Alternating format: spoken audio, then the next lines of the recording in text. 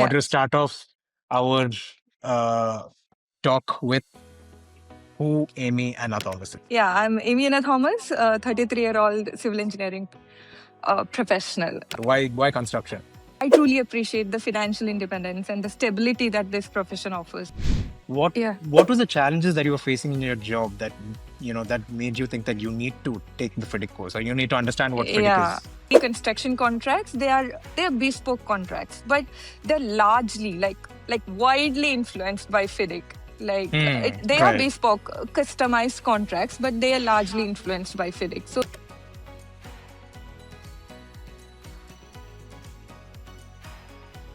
Hey guys, welcome to another episode of Red Talks, and this is episode 3. Today I am privileged to be able to connect with one of our best students in the FIDIC course, Amy. Hey Amy, how are you doing? I'm good. Thank you. So yeah, it's great to have you on today. Right? I Yeah. want to start off our talk with who Amy Anna Thomas is. Yeah. Thank you. Thank you for organizing this interaction. And yeah, I'm Amy Anna Thomas, a 33-year-old civil engineering professional. I have significant experience in quantity surveying and cost estimation and cost control and project control, etc. And I've worked in almost all associated realms of construction, either in the interior fit out industry or um, even in the industrial and manufacturing sector. I hail from Kerala, a beautiful state in India, and I have completed my graduation in Coimbatore. I have started working as a quantity surveyor immediately after my graduation, and I relocated to UAE in 2018. And I believe it has given me a more wider exposure to all dimensions of construction, basically.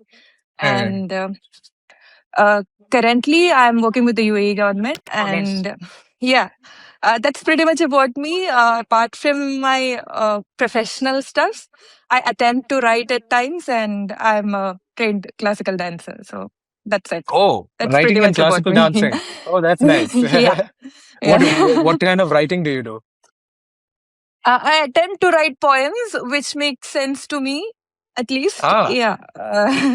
yeah. So it's like Uh, it's it's that hobby that you have after your work when you come home, you do a bit of yeah, writing. yeah. So, That's yeah, nice. Yeah. when I go a little bit overboard on my emotions, I tend to write and it helps me. So, yeah. Oh, nice, nice, nice. Yeah. So what actually made you choose the construction field? Why construction?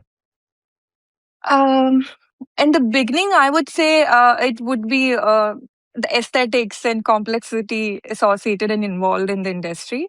Uh, But over time, I truly appreciate the financial independence and the stability that this profession offers. okay. I feel my DNA resonates pretty well with this industry because I love to explore, I love to learn, I love to diversify.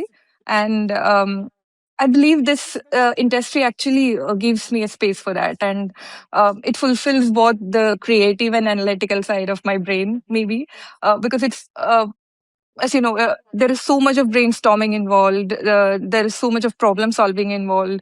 You work with so much numbers, and there is risk allocations and many more stuff. So, I guess that's what keeps me motivated in this Oh, industry. yeah. Yeah. That makes sense. So basically, what is the most challenging phase of your career when you chose to go down this path with the construction field?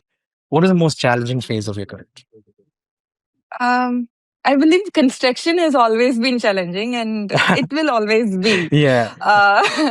So when we used to do engineering, I remember civil was called the evergreen branch, and I can tell it can be called the ever evolving industry as well, because every other day you wake up to new technologies, new standards, and even new expectations, like realistic and unrealistic Right. expectations, basically. So it will be difficult for me to pick up a particular thing, but however, I feel like one of the most challenging phase for me, both professionally and personally, was relocating from India to Dubai and building a career that suited, that aligned with the UAE market.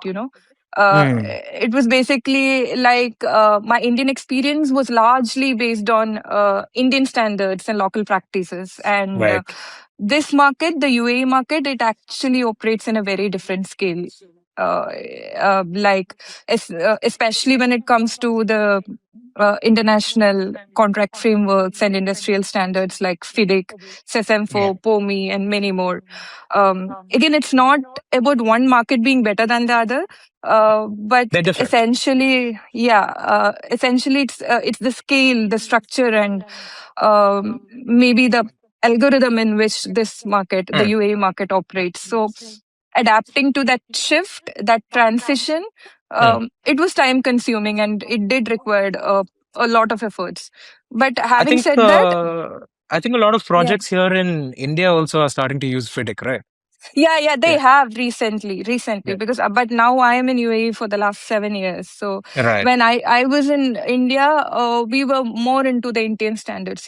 Of course, I mean, Right. the major projects in my profile also is basically Microsoft and LinkedIn and everything, which I did back in Ah. India. So Right. there is no comparison about the markets or the Mm. exposure, but I feel the algorithm and the structure in which the markets work is very different. And that adapting to that transition was a little bit it did require effort. And but as I told, having said that, it did help me, the transition did help Mm. me, because it strengthened me to perform better, to be more globally aligned. Right. And of course, to refine and nourish the skills which was already Mm. planted by the Indian workspace, if I might say so.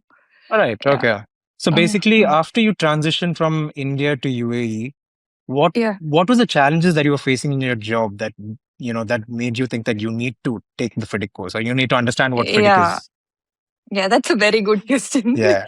So, so as you know, most of the UAE construction contracts, they are bespoke contracts, but they're largely like widely influenced by FIDIC. They are Right. bespoke, customized contracts, but they are largely influenced by FIDIC. So in my role, I have worked with this design only projects, design and build project, and as I told, I have been working in manufacturing and industrial structure sections also. So Mm. there we have the EPC framework contracts as well. Right. Right. So, Yeah. and most of my experience, I have been on the client side in for most of my experience in UAE, and Okay. I have been dealing with numerous variations, delay submissions, contract Mm. submissions, risk allocations, and much more.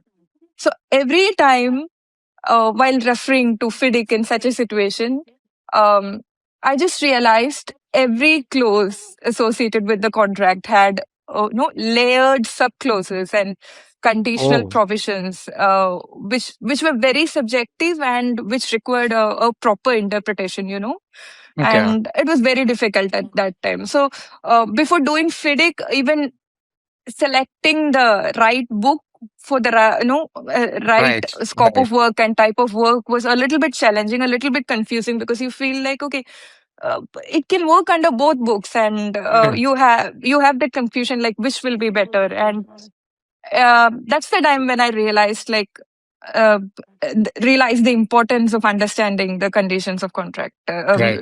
according to FIDIC. And um, it has actually helped me to tackle the post contract challenges which I'm facing right now. But not just that. Like, since I have taken the classes, now I know to mitigate it from the very onset. Right. From Right. even Right. from the Yeah. pre-contract stage. Like, Mm. frame your contract better that you don't face this post-contract challenges. So Right. yeah, that's what it was. Yeah. Uh, So basically, I've heard a lot of these things from Najmul sir, as you know, as yeah. the red book, the green book, the silver book. Yeah, Yeah, yeah, yeah, yeah, exactly. yeah. I believe EPC comes under yellow, right? Silver book. Silver, Silver. silver, right, silver, Are you right. testing me? Yes, I am. You passed. So Okay. was there actually a Uh, reason for you to choose red learning to learn FIDIC? to be honest, your ads popped up. Your advertisement Thank you. popped up in my Thank you. Insta feed. That's exactly what I wanted to hear. This is what I'm going to show Najmul sir. Okay. Okay. It randomly popped up in my feed, but what excited me, or what immediately caught my attention, was like you train only 8 professional at a time. I believe Yeah. that's your USP, and that's the thing. I thought, okay, it's gonna be 8 professionals at a time. Yeah. And I was absolutely right, because the session was highly interactive. I got to share the learning space with this experienced professional from all backgrounds. So we had people from consultant, we had people from contractor side, both pre-contracts and post-contracts, and I myself was from the client side. And so Right. it was really interactive, and I have to say about the trainer Najmal sir, because he was excellent, and he actually walked us through case studies. And also encouraged us to bring real-time work issues that we were facing at that time into discussions, and I we used believe to the case analyze studies it. also that he uses are also case studies Yeah, that he's gone through, yeah. right? Yes, yes, yes. Yeah. Yeah, so it was pretty much interactive, and it was not just about explaining the clauses or terminologies related to FIDIC. So I believe it was a very practical and very impactful approach towards learning. And it's Right. been so long since I have attended a training, so I had my inhibitions and things like, oh, will I be able to sit all the 8 hours Yeah. all through and all? But it was really interactive, and he is an excellent trainer. Yeah. Yes, he is. He's definitely Yeah. excellent. Yeah. Yeah. So the thing is, yeah, we also like to keep those classrooms small, like between like 8, I think 8, 9, that's maximum if we push it, because we don't want people, like, we want the training to be interactive, right? Like Yeah. people should understand exactly what's going on, and there's certain problems that you'll have your own problems, right? You have what your own Yes, case yes. studies that you do want to work on a day-to-day basis, and Najmul sir also wants to help you break that down, right? Yeah, So that's our what, like, trainers if want to do that, right? when it's Yeah, eight personal professionals at a time, he has enough time to attend to everyone. exactly. Right. Like, you have your chance of interacting with him directly, and presenting your problems and everything. And I guess that's what I told. That's your USP, Mm, and I wish right. you continue the same, actually. So I'm Yeah. sure that we have a lot of viewers who are seeing this right now.